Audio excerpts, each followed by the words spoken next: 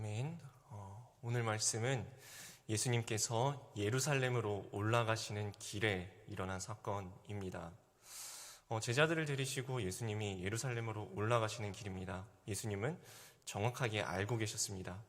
예루살렘에서는 내가 왕이 되는 자리가 아니라, 내가 거기서 높아지는 자리가 아니라, 거기서 많은 고난을 당하고 십자가에 달려 죽고 그리고 3일 만에 살아나야 하리라는 것을 예수님께서는 정확하게 알고 계셨습니다. 그래서 십자가를 앞두신 예수님이십니다. 예루살렘으로 가시는 것은 십자가를 바라보고 가시는 예수님의 모습입니다. 그런데 예수님께는 십자가라는 것이 굉장히 큰 산, 최종적으로 해야만 하는 예수님의 사명을 향해서 나가고 계시지만, 예수님께서 자기 사명만을 위해서 나가시지 않고 곁에 있는 제자들을 다 데리고 가십니다. 다 양육하면서 가십니다. 내가 저렇게 힘든 일을 해야 되는데, 내가 저 일을 해야 되는데, 내 일만, 나만 이렇게 하면 돼 하고 가시는 것이 아니라, 이 깨닫지도 못하고 아무리 가르쳐도 알아듣지도 못하는 이 우매한 제자들을 굳이 다 데리고 가시면서 굳이 한 말씀 한 말씀 가르쳐 주시고 이끌어 주시고 양육하시면서 데리고 가십니다. 그리고 그 제자들에게 예수님께서 자신의 죽음과 부활에 대한 예고를 오늘 말씀에서 이야기를 해주십니다. 너무나도 담담하게 그 말씀을 하시는 것이 이렇게 나와 있습니다. 34절에 그들은 능욕하며 침뱉으며 채찍질하고 죽일 것이나 그는 3일 만에 살아나리라 하시니라. 나는이라고 하지 아니하시고 그는 3일 만에 살아나리라 하십니다. 마치 남 이야기하는 것처럼 너무나도 담담하게 그는 3일 만에 다시 살아나야 하리라. 이것이 예수님의 자세였습니다. 사실 죽음은 두려운 것입니다. 예수님이라고 나 십자가 지는데 십자가 지러 왔는데 까짓 거 나 3일 만에 살아날 건데 그거 잠깐 못 참아? 이렇게 가신 것이 아닙니다. 예수님께서 겟세마네에 올라가실 때 제자들에게 이렇게 말씀하시죠. 나와 함께 기도하자. 나와 함께 깨어 기도하자. 내 마음이 괴로워 죽을 지경이니 나와 함께 깨어 기도하자라고 제자들에게 기도 부탁하시던 예수님의 말씀 보면은 예수님도 괴로워 죽을 지경으로 그 십자가의 길을 걸어가셨습니다. 그럼에도 불구하고 이렇게 담담하게 자신의 십자가 고난을 제자들에게 가르쳐 주실 수 있었던 것은 예수님의 목표가 분명히 있기 때문입니다. 우리도 마찬가지입니다. 죽음을 두려워하지 않는 사람은 아무도 없습니다. 나는 괜찮아, 두려워하지 않아 라고 애써 말해 보지만, 그럼에도 불구하고 우리가 반드시 거쳐야만 하는 그 관문, 한 번도 경험해 보지 못했지만 반드시 경험하고야 말 그 죽음이라는 문제 앞에서 우리는 모두 두려워할 수밖에 없습니다. 그러면 오늘 예수님처럼 우리는 어떻게 그 관문을 담담하게 걸어 나갈 수 있을까요? 우리는 어떻게 하면은 우리를 반드시 찾아오고야 말 이 죽음의 문제를 직면하고 구원을 향하여서 이 죽음을 준비할 수 있을까요? 첫 번째는 우리 곁에 죽음을 이기시고 부활하신 예수님께서 동행하신다는 사실을 깨닫는 것입니다. 우리가 혼자 걸어가는 것이 아닙니다. 죽으실 뿐만 아니라, 우리를 위하여 죽으실 뿐만 아니라, 나를 위하여 죽으실 뿐만 아니라, 나를 위하여 다시 살아나시고 지금도 내 곁에서 나를 위하여 말할 수 없는 탄식으로 간구하고 계시는 부활 예수님께서 함께하고 계신다. 동행하고 계신다. 그러므로 내가 내 힘으로 걸어가는 것이 아니라 주님 손잡고 이 길을, 나의 삶의 길을, 사명 감당하는 길을, 십자가의 길, 제자의 길을 걸어 나갑니다 라고 할 때 이 길을 담대하게 걸어 나갈 수 있다는 것입니다. 그리고 내 곁에 주님이 계실 뿐만 아니라 이 길 끝에 주님께서 기다리신다는 것을 우리는 기억해야 합니다. 이 길 끝에. 바울도 그렇게 이야기하죠. 나는 지금도 이전 것은 잊어버리고 표대를 향하여 하나님께서 부르시는 부르심의 상을 향하여, 이 길 끝에서 하나님께서 나를 두 팔 벌려 부르시고 기다리고 계십니다. 이 길 끝에 계신 주님을 향하여, 그 표대를 향하여, 목표점을 향하여 나는 지금도 달려나갑니다 라고 바울이 담대하게 전파했었죠. 우리도 그와 같은 담대함은 이 길 끝에 하나님이, 우리 부활 예수님께서 두 팔 벌려 우리를 맞이하고 계시기 때문에 주님 바라보고 가는 겁니다. 주님 바라보고 가는 것입니다. 그래서 믿지 않는 사람들은 한사코 죽음을 이야기하지 않습니다. 빨간 펜으로는 자기 이름도 적지 않는 거 아시죠? 재수 없다고. 죽음을 한사코 두려워하고 죽음이라는 것을 언급하는 것조차도 싫어하는 세상 사람들과 우리 믿는 사람들과의 차이가 바로 이것입니다. 우리의 길 끝에는 누가 서 계십니까? 우리는 무엇을 바라보고 살아가고 계십니까? 그래서 오늘의 첫 번째 적용 질문은 이것입니다. 나는 죽음과 같은 사건에서 어떻게 반응합니까? 구원을 향해 걸어가는 이 길 끝에 부활하신 예수님이 나를 기다리고 계심을 믿습니까? 네, 오늘 두 번째 단락의 말씀입니다. 35절에서 41절까지 말씀은 주님의 우편과 주님의 좌편을 요구하는 제자들의 모습이 담겨져 있습니다. 예수님은 이렇게 자신의 죽음과 그리고 부활에 대해서 말씀하시면서 예루살렘으로 걸어가고 계시는 길입니다. 그런데 참 이게 안타까운 모습이, 예수님은 죽음과 부활에 대해서 이야기를 하고 계시는데 제자들은 자리다툼을 하고 있습니다. 자리다툼을 하고 있습니다. 사실 이게 예수님께서 십자가 죽음과 고난과 부활에 대해서 이야기하신 첫 번째 장면이 아닙니다. 마가복음에서 8장, 9장, 10장에 연달아서 나옵니다. 마가복음 8장에서 이런 상황이었죠. 예수님이 제자들에게 물어보십니다. 사람들이 나를 누구라고 하느냐? 더러는 세례 요한이라, 더러는 엘리야라, 더러는 다른 선지자 중에 한 사람이라 하나이다.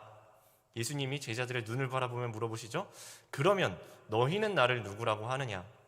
베드로가 손들고 대답합니다. 주는 그리스도시요 하나님의 아들이십니다. 살아계신 하나님의 아들이십니다.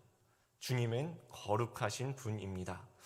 이렇게 대답하시니까 예수님이 참 잘하였다, 너가 참 잘 대답했다 하시면서 연달아 하신 말씀이 이거였죠. 나는 예루살렘으로 올라가야 하고 거기에서 많은 고난을 당하고 장로들과 대제사장들과 서기관들에게 죽임을 당하고 사흘 만에 살아나야 하리라. 그때 베드로가 어떻게 반응했었죠? 주님의 옷을 붙잡고 항변했죠. 그러시면 안 됩니다. 그때 주님께서 이렇게 말씀하셨습니다. 사탄아, 내 뒤로 물러가라. 너는 사람의 일만 생각하고 하나님의 일은 생각하지 못하는구나.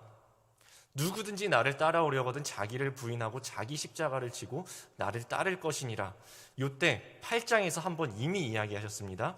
1차 순환 예고이죠. 8장 바로 뒤에 있는 9장에서 한 번 더 말씀하셨습니다. 어떤 상황이었냐 하면은 귀신 들린 아이의 아버지가 예수님을 찾아오죠. 그리고 예수님께 이렇게 이야기합니다.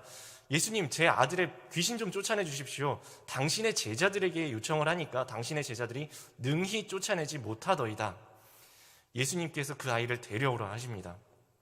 그러니까 아버지가 이렇게 이야기하죠. 할 수만 있으면 이 아이를 낫게 해 주십시오. 예수님이 말씀하십니다. 할 수 있거든이 무슨 말이냐? 믿는 자에게는 능치 못할 것이 없느니라 하시고 이 아이의 아버지가 제가 믿습니다. 저의 믿음 없는 것을 도와주소서 하실 때 예수님이 귀신을 쫓아내시고 제자들이 뒤에 가서 물어보죠. 이거 어떻게 하신 겁니까? 우리가 하니까 안 되던데. 기도 외에는 이런 이유가 나갈 수 없느니라. 그렇게 말씀하신 사건 바로 직후에 예수님께서 자신의 죽음과 부활에 대해서 한 번 더 이야기하십니다. 나는 사람들에게 넘겨져 죽임을 당하고 3일 만에 살아나야 하리라. 그게 9장이에요. 9장 말씀에 보면은 제자들이 이 말씀을 듣고도 깨닫지도 못하고 묻기도 두려워하더라 라고 제자들의 반응을 기록하고 있습니다. 그 바로 다음에 나온 말씀이 오늘 10장 말씀이란 말이에요. 9장에서는 십자가 이야기하시니까 베드로가 그러시면 안 됩니다 하다가 사탄아 물러가라 하고서 혼났죠. 그러니까 9장에서는 묻기도 두려워하지만 깨닫지도 못한 상태 그대로 2차 순환 예고까지 듣고 오늘 말씀에 3차 순환 예고를 들은 상황입니다. 그리고 제자들은 여전히 깨닫지 못했습니다. 여전히 깨닫지 못하고 자기들의 자리다툼만 하는 것입니다. 제자들은 고난보다는 영광에만 관심이 있었습니다. 그래서 37절에 보면 이렇게 말씀하죠. 여짜오되 주의 영광 중에서.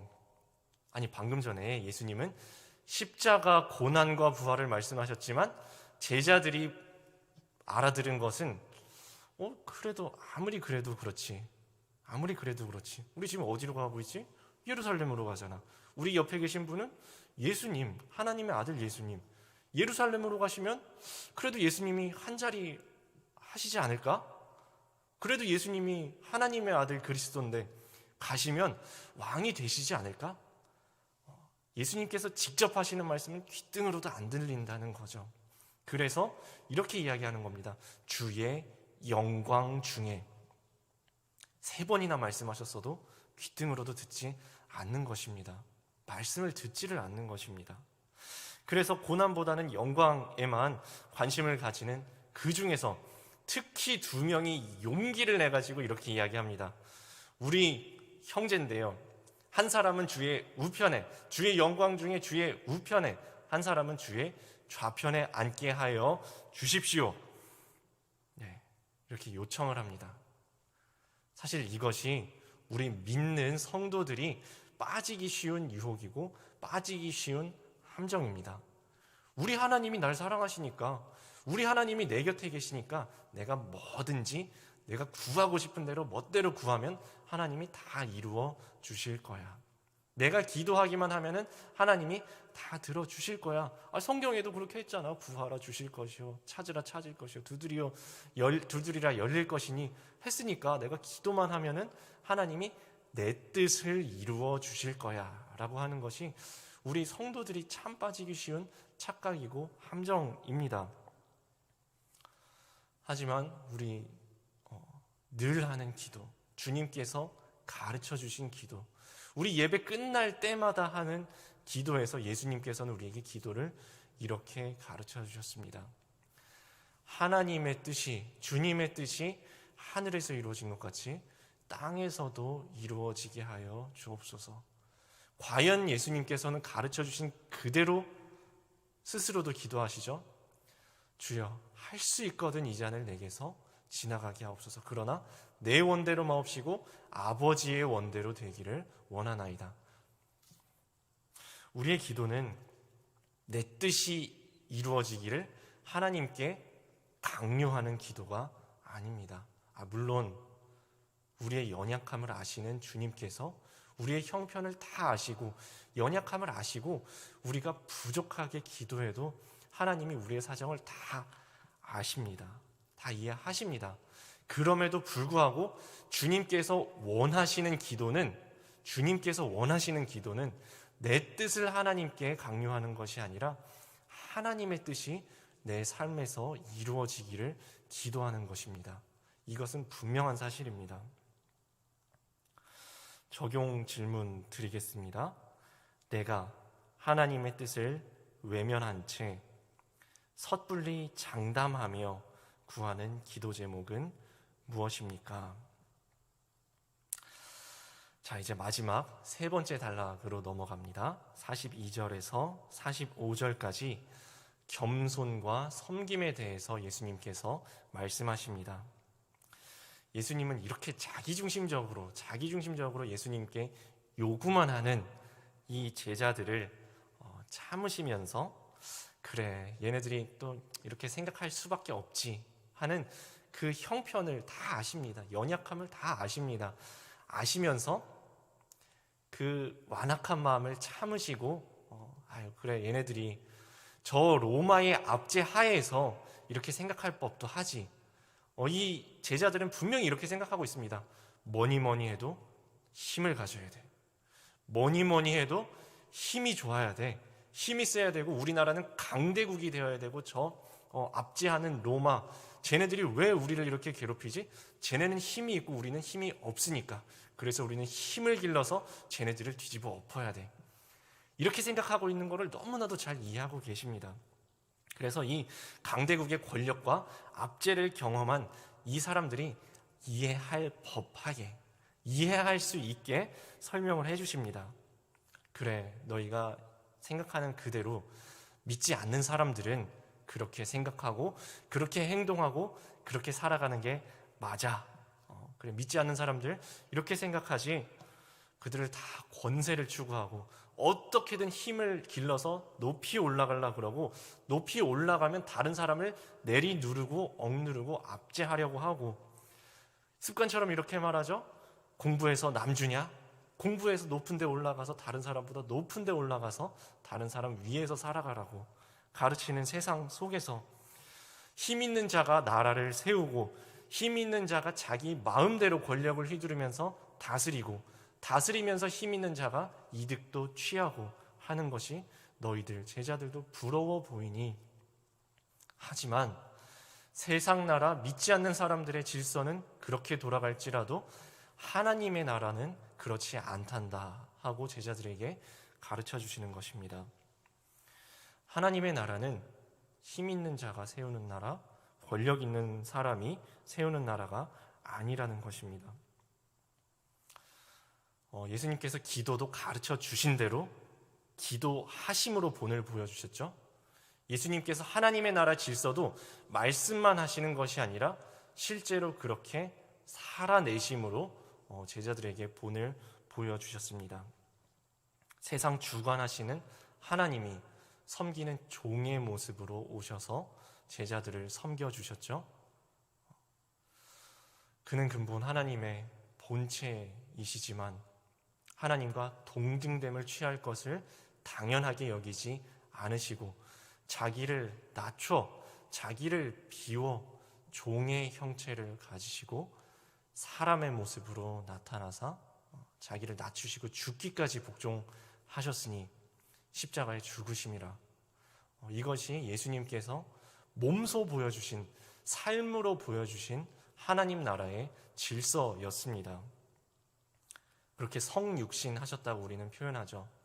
하늘 보좌 버리시고 성육신 되신, 육으로 우리 사람의 모습으로 오셔서 예수님 본인의 손과 발로 피 흘리고 땀 흘리면서 제자들을 섬겨주셨습니다. 수고로움으로 제자들을 섬겨주시는 모습을 보여주셨습니다. 그래서 하나님 나라의 으뜸이 무엇인지를 직접 보여주셨습니다.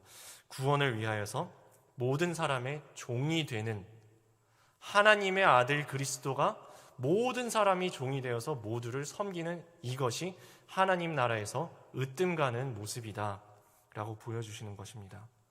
그리고 말씀대로 예수님은 그 길을 뚜벅뚜벅 걸어가십니다. 십자가의 길을, 예루살렘으로 가는 길을, 고난의 길을, 그리고 부활의 길을 예수님께서는 걸어가셨습니다. 네, 오늘 말씀 보시면서 사실 3차 순환 예고 여러 번 들으셨을 말씀이실 겁니다. 여러분은 오늘 말씀 속에 자기 자신을 세워 보셨습니까? 이 말씀 속에서 우리들은 어떤 모습으로 서 계시나요? 저는 오늘 말씀을 다 준비하고 다 정리하고 설교 원고를 다 덮은 다음에 나는 이 말씀 속에서 누구지? 하고 질문을 해보았습니다. 그리고 저의 모습과 똑같은 걸 하나 찾았습니다. 41절에 보면은 열 제자가 듣고 야고보와 요한에 대하여 화를 내거늘. 이 모습이 제 모습이었습니다. 사실 내 마음속에는 나도 저 주님의 우편에, 나도 주님의 저 좌편에 앉고 싶은 욕심이 있는데 차마 손들고 먼저 나서지는 못하고 기다리고 있다가 똑같은 욕심 나도 똑같이 가지고 있는데 누구 한 사람이 나서서 저 좌편과 우편에 나서려고 하면은 나는 안 그런 척 하고 뒤에서 욕하는 모습. 뒤에서 우리들 10명이나 되잖아요. 열제자가 분내어서 화내어서 하는 것처럼 무리를 지어서 웅성웅성거리면서 뒤에서 다른 사람의 뒷담화를 하면서 쟤는 저래서 안 돼. 어떻게 교회에서 저럴 수가 있어. 어떻게 믿는 사람이 저럴 수가 있어. 하면서 나는 안 그런 척 하지만 이 손가락질 속에 사실은 나도 똑같은 그런 욕심이 있다는 것을 깨닫지 못하는, 내 죄를 보지 못하는 열제자들의 모습이 바로 저의 모습이라는 것이 저는 오늘 말씀 앞에서 깨달아졌습니다. 우리는 어떤 모습으로 예수님 앞에 서 계시나요? 예루살렘으로 가시는, 십자가의 길을 걸어가시는, 십자가와 부활에 대하여서 끝까지 제자들에게 가르쳐 주려고 어떻게 해서든지 깨닫게 하려고 이렇게 애쓰시는 예수님의 앞에서, 지금도 우리 곁에 계시고 지금도 우리 길 끝에서 우리를 기다리고 계시는 주님 앞에서 우리는 어떤 모습으로 서 계신가요? 오늘 말씀 앞에서 이 말씀 품고 살아가시는 하루 되시기를 바랍니다. 함께 기도하시겠습니다.